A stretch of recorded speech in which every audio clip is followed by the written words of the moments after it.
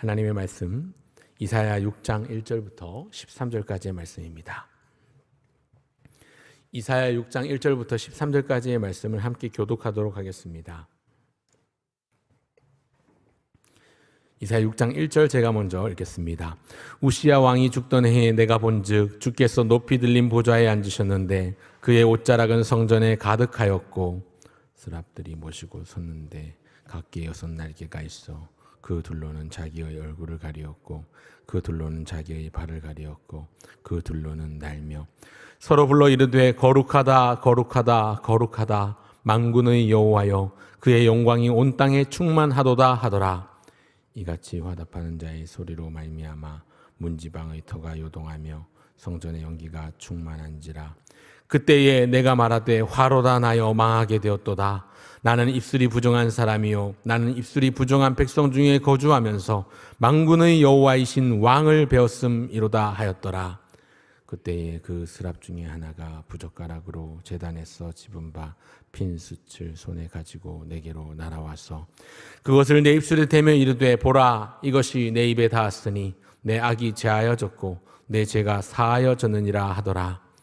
내가 또 내 목소리를 들으니 주께서 이르시되 내가 누구를 보내며 누가 우리를 위하여 갈꼬 하시니 그때 내가 이르되 내가 여기 있나이다 나를 보내소서 하였더니 여호와께서 이르시되 가서 이 백성에게 이르기를 너희가 듣기는 들어도 깨닫지 못할 것이요 보기는 보아도 알지 못하리라 하여 이 백성의 마음을 둔하게 하며 그들의 귀가 막히고 그들의 눈이 감기게 하라. 염려하건대 그들이 눈으로 보고 귀로 듣고 마음으로 깨닫고 다시 돌아와 고침을 받을까 하노라 하시기로 내가 이르되 주여 어느 때까지니까 하였더니 주께서 대답하시되 성읍들은 황폐하여 주민이 없으며 가옥들에는 사람이 없고 이 토지는 황폐하게 되며 여호와께서 사람들을 멀리 옮기셔서 이 땅 가운데 황폐한 곳이 많을 때까지니라. 함께 있습니다. 그 중에 10분의 1이 아직 남아있을지라도 이것도 황폐하게 될 것이나 밤나무와 상수리나무가 배임을 당하여도 그 그루터기는 남아있는 것 같이 거룩한 씨가 이 땅의 그루터기니라 하시더라. 아멘. 오늘은 이사야 6장 말씀으로 함께 상고한 바를 나누고자 합니다. 이사야 6장 1절은 우시야 왕이 죽던 해에 라는 말로 시작합니다. 우시야 왕이 누구인지 잠시 생각하고 본문을 살펴보고자 합니다.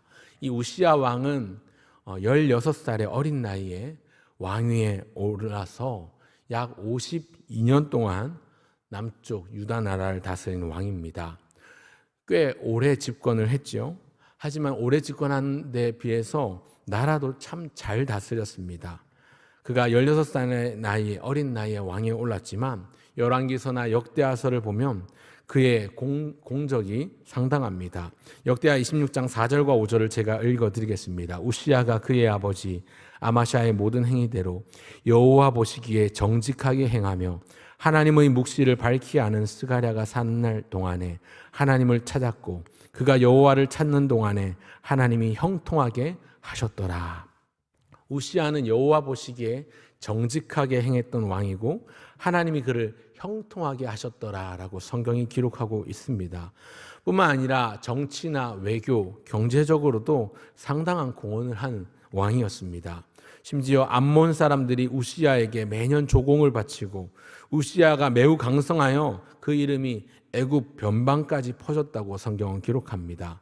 뿐만 아니라 열왕기서에도 보니까 왕의 말 한마디면 언제든지 나가 싸울 수 있는 30만 7,500명의 군대를 거느리고 있었습니다. 그랬던 그가 인생 말미에 나중에 마음이 교만해져서 하나님 앞에 범죄합니다. 제사장이 분향해야 될 여호와의 성전에서 직접 분향하면서 하나님의 심판을 받게 되는데 하나님의 저주를 받게 되는데 결국 그는 나병에 걸려서 비참한 마지막 최후를 맞이하게 됩니다. 우시야는 출발이 참 좋았던 왕이었습니다. 그리고 나라를 잘 다스리고 경제, 정치, 외교도 잘 했던 사람이었습니다. 그런데 끝이 별로였던 사람이지요. 여러분, 사람은 처음이 참 중요합니다. 처음 시작을 어떻게 하는가 하는 것이 참 중요한데요. 더 중요한 건 시간을 지날수록 해를 거듭할수록 더 중요하다는 사실입니다. 가장 중요한 건 마지막이 아닌가 생각을 해봅니다. 시작이 참 좋아야겠지만 해를 거듭할수록 더 좋은 모습으로 하나님 앞과 사람 앞에서 그렇게 좋은 모습으로 그렇게 바뀌어 가길, 더 성장해 가고 성숙해 가길 소원해야 되겠습니다. 어제보다 오늘, 또 오늘보다 내일 더 하나님 앞과 사람 앞에서 좋은 모습으로 바르게 서길 소원합니다. 우리 모두가 그렇게 되면 좋겠고요. 이 앞에 선 저 역시도 이제 등중교회 부임한 지 8개월이 지났는데요. 하나님께서 처음 부임했을 때보다 주를 거듭하고 달을 거듭할수록 또 해를 거듭할수록 하나님께서 더 좋은 사역자로 준비시켜 주시기를 기도하고 있습니다. 기도해 주시길 바랍니다. 이 우시아가 집권하는 동안에 유다는 평안하고 큰 위기라고 할 일들이 없었습니다. 나라는 평화로웠고 경제적으로도 안정적인 생활을 했습니다. 그런데 그런 우시아 왕이 죽었습니다. 이사야 6장 1절은 우시아 왕이 죽던 해에라는 말로 시작하고 있는데, 여기 우시아 왕이 죽던 해라는 이 표현에는 백성들 입장에서는 굉장히 큰 상실감과 두려움이 담긴 말이지요. 50년 넘게 나라를 안정적으로 이끌어 주었던 왕이 죽었습니다.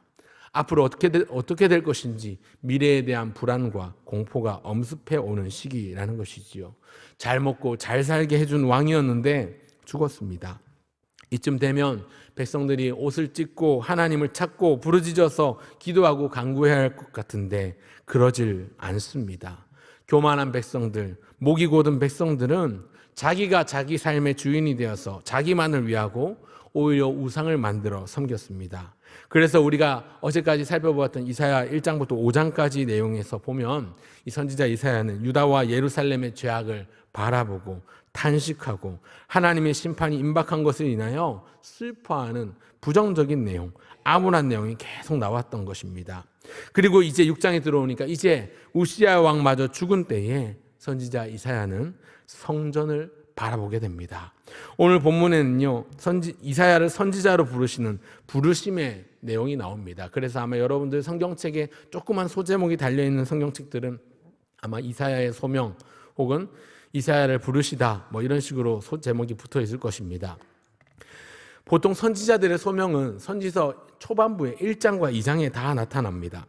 하나님께서 선지자를 세우시고 부르시고 그에게 명령을 주시는 예언의 내용들이 나오고 나서 3장부터 쭉 그 내용들이 이어져 나오는데, 이사야서는 좀 독특하게 6장에 와서야 하나님께서 그를 부르시고 그가 응답하는 콜링 장면이 나옵니다.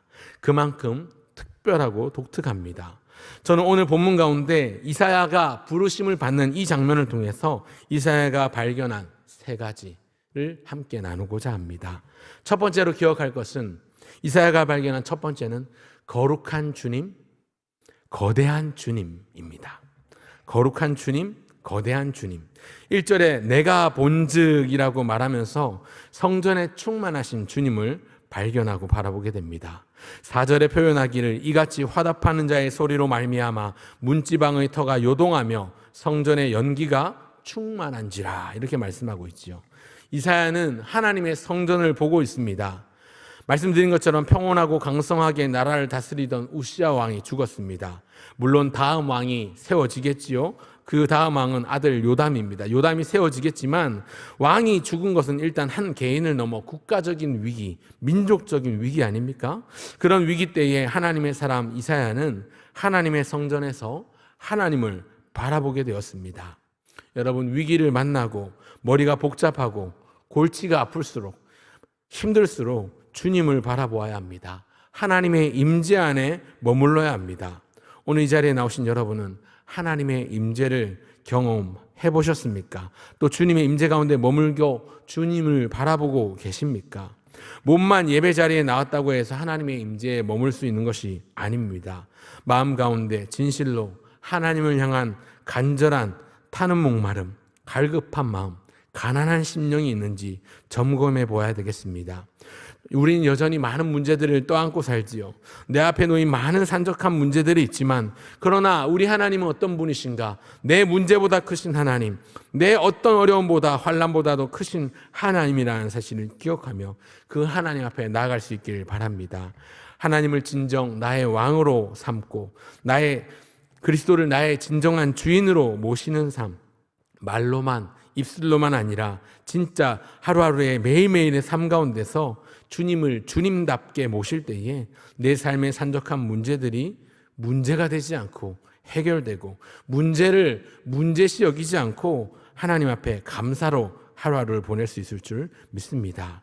여러분, 본문에 나오는 이 우시야 왕이 죽은 때라는 이 말은 단순히 시기만을 알려주는 말이 아닙니다. 우시야 왕이 죽었으니까 이제 몇 년도가 되었다, 날짜를, 연도를 추정할 수 있는 단서만 주지 않고요. 우시야 왕이 죽었다고 시작하는 이 본문, 왕좌에 앉아있던 우시야 왕이 죽었는데 지금 이사야가 바라보고 있는 보좌에는 누가 앉아 계실까요? 누가 앉아 계십니까? 주께서 높이 들린 보좌에 앉으셨습니다. 52년이라는 오랜 세월을 집권했던 왕이었지만 결국 그도 죽었습니다. 인간왕은 결국 죽습니다. 최후를 맞이합니다. 모든 사람에게 한 번 죽는 것은 정하신 것입니다. 왕이라도 그 죽음을 피해갈 수 없는 것이지요. 그러나 그 왕자, 왕이 죽은 왕자, 빈 왕자, 이사야가 바라본 그 하늘 보좌에는 진정한 왕, 영원한 왕 하나님께서 좌정하여 계십니다. 오늘 본문에 묘사된 성전에 가득한 영광스러운 하나님의 임재 장면은요, 왕 중의 왕이신 하나님, 만왕의 왕이신, 최고로 높으신 세상 나라 왕들과 비교할 수 없는 하나님의 영광스럽고 거룩한 모습을 표현하고 있습니다. 그래서 이사야가 표현하기를, 천사들이 노래하기를, 주 여호와, 만군의 주 여호와, 제호바 체바우트라는 히브리어를 써서 만군의 여호와, 모든 군대보다 뛰어나신 군대의 하나님을 표현하고 있습니다. 본문에 스랍이 나오는데요, 히브리어 사랍이라고 하는 이 단어는 라틴어로 세라푸스라고도 하고요, 영어로 세라프 혹은 세라핌이라고도 하는 천사입니다. 일반적인 천사가 아니라 천사들 중에서도 가장 높은 천사들, 6 날개를 가진 하나님의 사자들입니다. 6 날개를 가졌는데 2 날개로는 자기의 얼굴을 가리고, 2 날개로는 날며, 2 날개로는 자기의 발을 가리고 있습니다. 이것은 그들이 받들고 있는 분이 얼마나 위대하시고 엄청난 분인지를 말해줍니다. 얼굴을 가리고 발을 가린다는 것은 상대방에게 표하는 최고의 경의이며 겸손함입니다. 하늘의 천사들조차도 이렇게 최고의 찬사로 받들고 있습니다. 그런 스랍들이 선포하기를, 3절과 4절을 보시겠습니다. 서로 불러 이르되 거룩하다 거룩하다 거룩하다 만군의 여호와여, 그의 영광이 온 땅에 충만하도다 하더라. 이같이 화답하는 자의 소리로 말미암아 문지방의 터가 요동하며 성전의 연기가 충만한지라. 어떤 말로 형용하기 힘든 압도적인 하나님의 영광이 임했습니다. 이사야가 지금 경험하고 있는 것은 거룩한 주님, 거대한 주님, 말로는 형용할 수 없는 그 압도적인 하나님을 경험하고 있습니다. 사랑하는 성도 여러분, 여러분은 이런 압도적인 하나님, 그 하나님의 영광을 경험해 보셨습니까? 이사야 1장에 우리가 이미 살펴본 것처럼 그 시대에는 예배가 물론 있었습니다. 제사가 없지 않았습니다. 있었습니다. 그러나 이사야 1장 12절에 보니까 말씀하기를, 너희가 내 앞에 보이러 오니 이것을 누가 너희에게 요구하였느냐, 내 마당만 밟을 뿐이니라, 이렇게 표현합니다. 하나님 앞에 제사를 드렸고 제물을 바쳤습니다. 문제는 하나님께서 그 제사를 받지 않으시고 제물을 헛되다 하십니다. 내가 너희를 기뻐하지 않으니 너희가 악을 행하는 것을 내가 도대체 견디지 못하겠노라 말씀하셨던 1장의 내용이 있었습니다. 오늘 우리 시대로 치면요, 예배가 있지만 예배 가운데 하나님이 없고, 설교는 넘쳐나는데 복음이 사라진 인간 중심의 어떤 도덕적인, 윤리적인 어떤 기복적인 교훈만 있고, 그런 기복적인 선포만 있는 것이지요. 목회자가 앞에 나와서 설교를 하는데 설교 시작부터 예배를 마치는 그 순간까지 예수님, 십자가, 복음이라는 단어가 한 번도 나오지 않는 설교단도 있습니다. 여러분 없을 것 같습니까? 아마 여러분들 가운데 하루 온종일 기독교 텔레비전 틀어놓으신 분들 계실 건데요. 기독교 텔레비전 보면요, 하루에 한 20-30명 되는 설교자들이 나오지요. 여러분 그런데 듣다 보면요, 그 한 분 한 분 설교를 듣다 보면 어떤 분들은 굉장히 복음적이고 십자가 은혜, 복음을 잘 전하시지만 또 어떤 분들은 십자가 복음의 은혜가 전혀 없는, 그저 20분, 30분, 1시간 내내 자기 자랑, 교회 자랑, 세상 이야기 하다가 썰만 풀어놓다가 끝나는 경우들도 많습니다. 얼마나 가슴 아픈 현실입니까? 많은 사람들이 오늘날 교회가 위기라고 합니다. 도대체 그 위기가 무엇일까요? 다음 세대가 사라집니다. 하나님의 말씀이 있어야 될 자리에 엉뚱한 것들이 채워져 있습니다. 교회에 하나님이 없고 교회에 예수님이 없습니다. 임재가 사라졌습니다. 주의 말씀을 사모하는 사람들이 줄어들고 대신 기복주의, 인본주의, 자유주의 신학, 퀴어 신학, 경제 개념이 도입된 포퓰리즘, 소위 말하는 가짜 복음 때문에 강단은 오염되고 하나님의 말씀과 예수 그리스도의 십자가 복음은 점점 설 자리를 잃어가고 있는 시대를 살고 있습니다. 오늘 우리가 드리는 기도와 말씀, 찬송, 우리가 드리는 예배 가운데 온전한 하나님의 말씀과 예수 그리스도의 십자가 복음이 있는지를 항상 확인하시길 바랍니다. 여러분, 우리 교회 이 강단에도 언제 복음이 사라질지 장담할 수 없습니다. 언제 예수님이 희미해지고 언제 십자가가 희미해질지 모릅니다. 그렇기 때문에 항상 깨어서 가짜 복음을 경계하고 하나님의 은혜에 의지하여 사모하는 마음으로 내 능력, 내 의지, 내 고집을 내려놓고 하나님만 바라보며 거룩한 주님, 거대한 주님, 그 선지자가 바라보고 경험했던 그 하나님을 날마다 바라보기를 소원하고 성령으로 충만해져서 하나님의 뜻대로 하나님처럼 거룩해지는 저와 여러분 모두가 되시길 간절히 소원합니다. 그렇게 기도하시는 저와 여러분 모두가 되시길 바랍니다. 그런가 하면 오늘 선지자 이사야가 발견한 두 번째는요, 거북한 인생, 거치는 인생입니다. 자기 자신의 실체를 발견하게 된 것이지요. 첫째는 거룩한 주님, 거대한 주님을 발견했다면 두 번째로 바라본 것은 그 거룩한 주님, 거대한 주님 앞에 별 보잘것없는 쓰레기 같은 거북한 인생, 거치는 인생인 자기 자신을 바라보게 된 것입니다. 하나님의 놀라운 임재를 경험한 이사야가 탄식합니다. 5절은 하나님의 임재를 경험하고 하나님을 만난 사람의 큰 탄식이 나오는 것입니다. 5절을 다 같이 한번 읽겠습니다. 5절입니다. 그때에 내가 말하되 화로다 나여 망하게 되었도다. 나는 입술이 부정한 사람이요 나는 입술이 부정한 백성 중에 거주하면서 만군의 여호와이신 왕을 배웠음이로다 하였더라. 뭐라고 탄식합니까? 화로다 나여 망하게 되었도다. 화로다 나여 망하게 되었도다. 이 말 속에는요, 이토록 영광스러운 하나님을 배웠으니 나는 죽었구나, 나는 망했구나, 나는 망할 수밖에 없구나, 부끄러운 자기 자신을 본 것입니다. 그 내용이 무엇입니까? 나는 입술이 부정한 사람이요 입술이 부정한 백성 중에 거주하면서 만군의 여호와이신 왕을 배웠음이로다. 자기의 죄악된 실체를 깨달았습니다. 나는 입술이 부정한 자입니다. 나는 입술이 부정한 자입니다. 여러분, 우리가 이런 고백 하나님 앞에, 사람 앞에 잘 하지 못하지요. 여러분, 우리는요, 우리 자신을 바라볼 때 제대로 보지 못합니다. 우리는 우리 자신에 대해서 굉장히 관대하지요. 후한평가를 내립니다. 내가 잘났다고 생각하고 이 정도면 괜찮지라고 여깁니다. 그래, 내가 교회 생활을 몇 년을 했는데 내가 예배에 꼬박꼬박 안 빠지고 한 번도 안 빠지고 다음 남들 여행 가고 남들 명절이라고 빠질 때 나는 그래도 주일 성수 잘했지. 나 정도면 당당하지. 나 정도면 꽤 괜찮은 성도지라고 여깁니다. 헌금도 빼먹지 않고 그렇게 예배 안 빠지고 교회 봉사도 여러 가지 하고 있으면 나는 그래도 내 할 일을 다 했다 여기는 것이지요. 저 같은 목사조차도 그래, 나 정도면 괜찮은 목사지. 설교도 이 정도 하고 전도도 열심히 하고 그렇게 여기는 순간이 있습니다.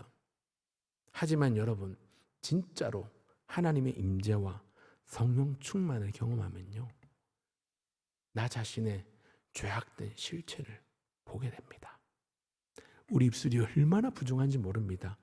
하나님의 뜻을 전하는 선지자의 입술이 지금 이사야가요, 자기 입술이 부정해서 망하게 되었다 말할 정도면 여러분, 저와 여러분 같은 사람은 망하는 정도가 아니라 죽어야 됩니다. 우리 입술로 얼마나 많은 사람에게 상처를 주었습니까? 내 입술로 얼마나 많은 험담을 하고 가족들에게, 이웃들에게, 조금 친하다고 동료들에게 얼마나 말을 함부로 내뱉었습니까? 얼마나 사람들에게 깊은 상처를 주는지 모릅니다. 교회 안에 보면 상처받은 사람이 엄청 많습니다. 그런데 그 많은 상처는 어디서 받았을까요? 교회 안에서 받았지 바깥에서 잘 받지 않습니다. 제가 우리 교회 오기 전에도 있던 교회에서도요, 상처받은 사람 참 많은데 그 상처를 준 사람은 없어요. 준 실체는 나타나지 않고 받은 사람만 있습니다. 여러분, 또 우리가 얼마나 많은 거짓을 말합니까? 우리의 입술은요, 속이는 말을 많이 합니다. 내가 좋아하는 사람한테는 듣기 좋아하는 말로 아첨하고, 내가 싫어하는 사람은 입에 담지는 못할 험담을 늘어놓고, 없던 죄도 만들어서 있게 만드는, 겉으로는 아닌 척 고상한 척 하면서 뒤에서 뒷담화하고 수근수근하고 험담합니다. 비방합니다. 여러분, 지금껏 살아오시면서 단 한 번도 그런 적이 없다 말할 수 있는 분 여기 계십니까? 심지어 저조차도 그러지 않습니다. 여러분, 입술이 부정하다는 것은요, 욕과 험담과 속임수와 거짓과 모든 부정적인 입술의 행위를 포함합니다. 오늘 저와 여러분이 하나님의 임재를 경험하고 성령 충만함으로 그분의 거룩하심 앞에서 우리 죄악의 민낯을 철저하게 또 처절하게 발견하고 바라볼 수 있기를 소원합니다.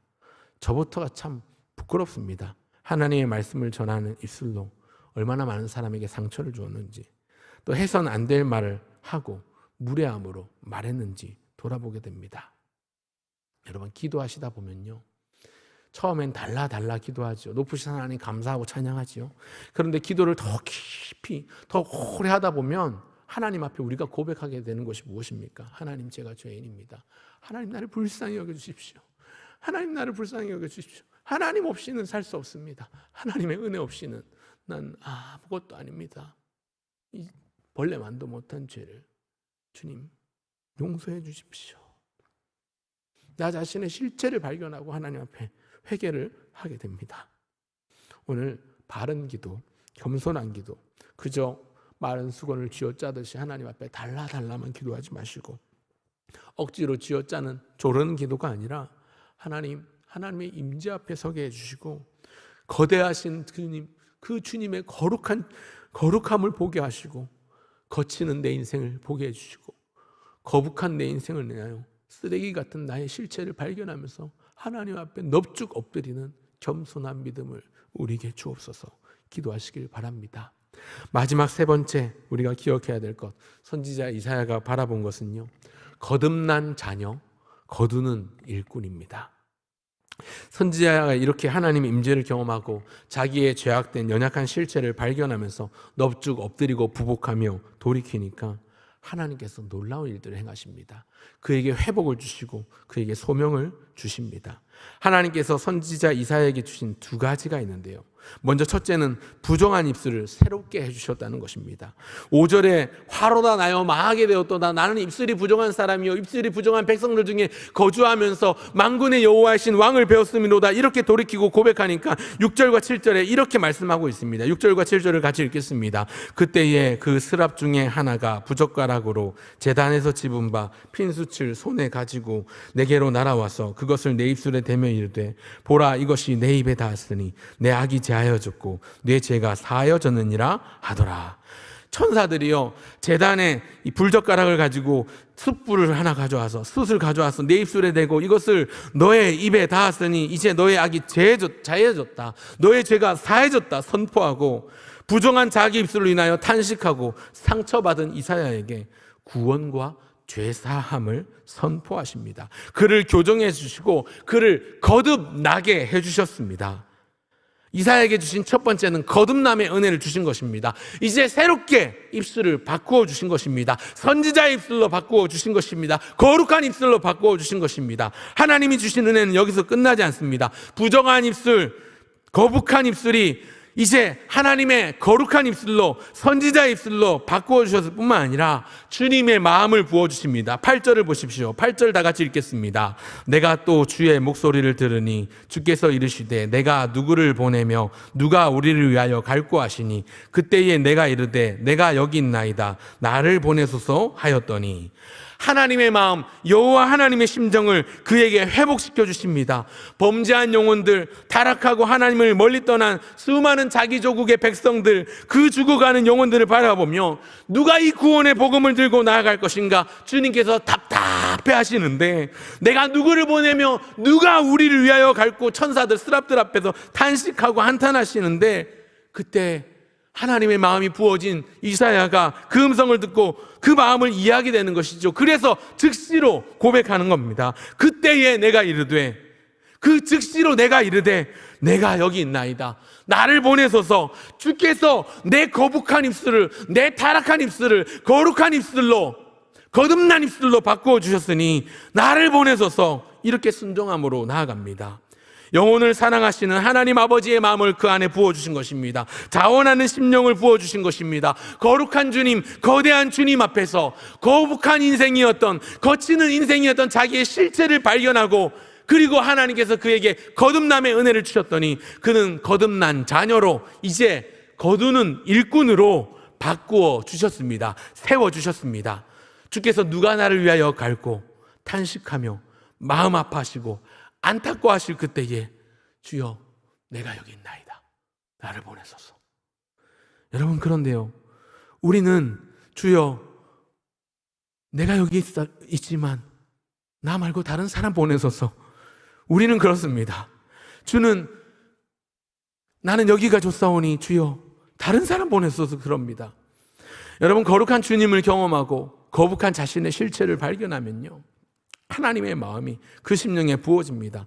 은혜를 받은 하나님의 자녀를 하나님은 거두는 일꾼으로 세우시고 부르십니다. 주님의 마음, 그리스도의 마음을 부어주십니다. 그 주님의 마음이 부어진 선지자가 부름을 받고 응답합니다.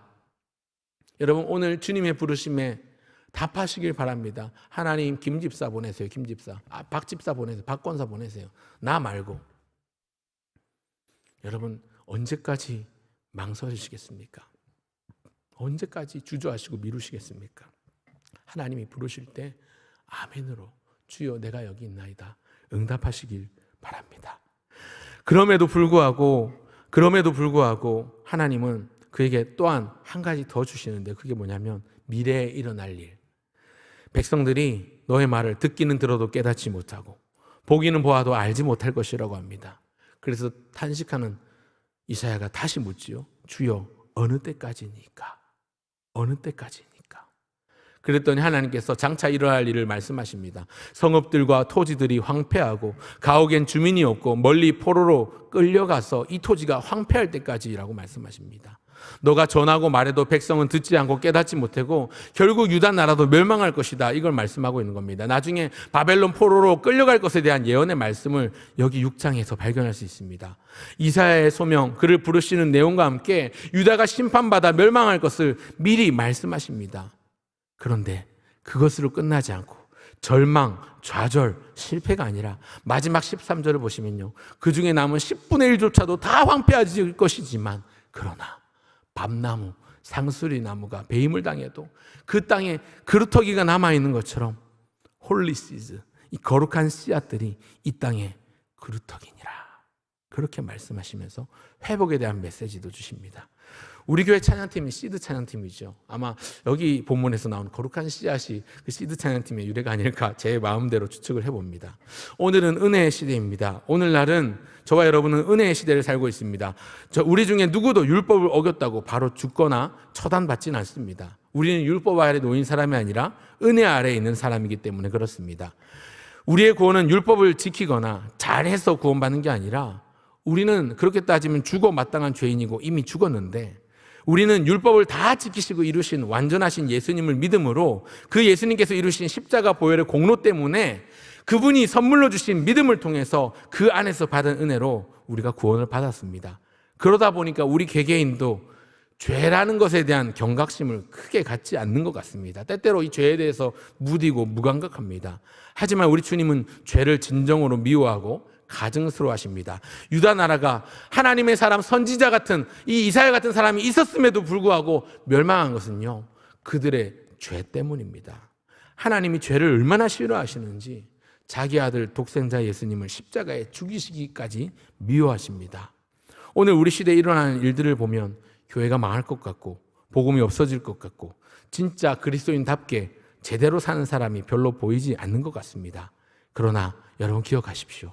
오늘 이 자리에 계신 저와 여러분이 이 땅에 남은 거룩한 씨앗, 홀리시즈, 믿음의 그루타기가 되어서 하나님의 마음을 헤아리고 하나님의 나라를 전하고 하나님의 소망을 가지고 날마다 하루하루를 살아갈 수 있고 하나님의 복음을 담대히 증거하는 저와 여러분 모두가 되시기를, 그렇게 기도할 수 있는 이 새벽 되시기를 주의 이름으로 축원합니다.